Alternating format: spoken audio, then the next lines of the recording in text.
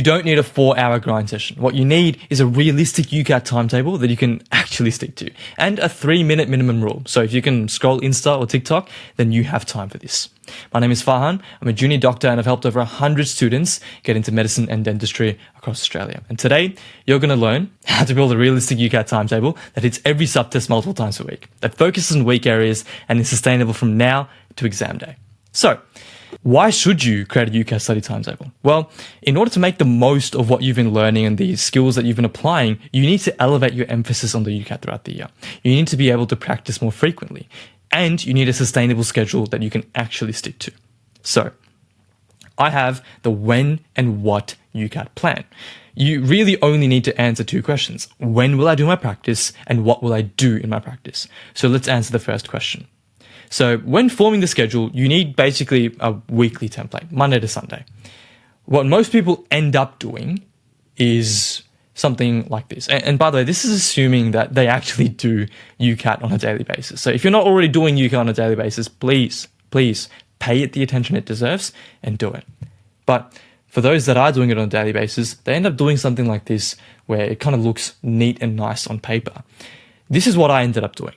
And the rationale behind it was I wanted to hit at least every subtest twice a week. This is back in the day when abstract reasoning was still a thing and back when I was silly enough to spend time on SJT.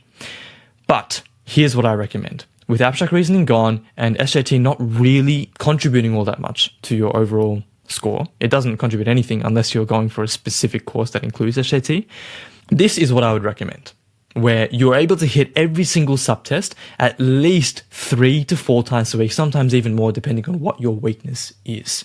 The beautiful thing about this is that you're able to keep fresh on every subtest. So instead of what we saw before, maybe doing it just once a week, where you almost need to relearn verbal reasoning every time you sit down to practice, here you're staying fresh as you go throughout the weeks. And you're spending enough adequate time on working on your weaknesses, which is how you improve your score at the end of the day. Now, here's a nice color-coded version for you to screenshot and kind of take home whatever you want. This table you can also find in my cheat sheet that has all the frameworks that I use for the UCAT. So if you want that, then click the first link in the description below. Now, let's answer the question on everyone's mind, how long should I practice per day? So following the schedule, you can spend anywhere from 10 to 60 minutes when you're beginning. Sometimes it takes up to 2 hours depending on what you're doing. Obviously, if you're doing a mock, it takes up to that long. Earlier in your preparation, you can spend like around 30 minutes. And approaching exam time, I want to say, approaching exam time means different things to different people. I'm saying like 2 to 3 months out, 60 minutes, almost at a minimum. Some days will be more. Now, I need to make this abundantly clear. You need to be task-oriented, not time-oriented. You need to go into your practice session thinking, what do I want to improve today? I'm going to sit down. Today I've got scheduled verbal reasoning and decision making. So for verbal reasoning, I'm specifically going to get better at the skill of topic mapping.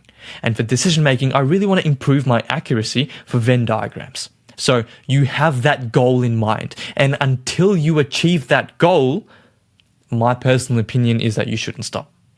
So that might take sometimes 60 minutes. Sometimes that might take 10 minutes and you're done for the day. But the goal is to always improve. Don't have the goal of, I need to sit down for 75 minutes just because that's what my schedule tells me, without having any intention of what you actually want to improve on. So always be task-oriented, not time-oriented. An object at rest remains at rest. An object in motion remains in motion. Oftentimes, the hardest part of practice, guys, is just getting started. Once you've got your question platform open, once you're getting into the groove of things, you've done a couple of questions, it's easier from there. So just get started. That's the main thing. Take that first step. Just do something. And this is that rule I was talking about earlier. A minimum of 3 minutes per day. Guys, get your phone, set up 3 minutes per day. That's all you need. If you've got other stuff on, then go ahead. After your 3 minutes, you can do that other stuff. But please just do a minimum of 3 minutes per day. Now, if you're going to come here and tell me that you don't have 3 minutes per day, go open your phone, check your screen time, check how much time you're spending on Insta and TikTok, and tell me again that you don't have 3 minutes per day. If you're going to sit here and say, medicine was my dream and I want to be a doctor or a dentist so bad, then spend the time that it requires to actually get there. Number 2, what will I do in my practice? This is all about understanding how to best use your time. So if you're not already familiar with the concept of opportunity cost, in a summary, it is by choosing to do action X, you choose actively not to do action Y or Z. You need to be selective about what you choose to improve on because, let's be honest, you have a limited amount of time, a limited amount of sessions to improve. So it's so important to maximize each and every one of these sessions. What does that actually mean? It means don't waste time working on areas that you're already strong in just to make yourself feel good, just to appease your ego. Spend more time on fixing weaknesses, as this will boost your score the most. Oftentimes, what you need to work on is the thing that you don't want to work on the most because it makes you feel bad. That's the reality. So, how do you know what your weaknesses are? This is what the mock exams are for. So you can see where you excel, but also see where you struggle. So you can see your lowest hanging fruit, the thing that you can improve on that'll bring you the most bang for buck, basically, for improving. So spend your time wisely. In each session you have for a section, specify a struggle point and improve it. Improve your interpretation, timing, methods, and techniques to solve the question.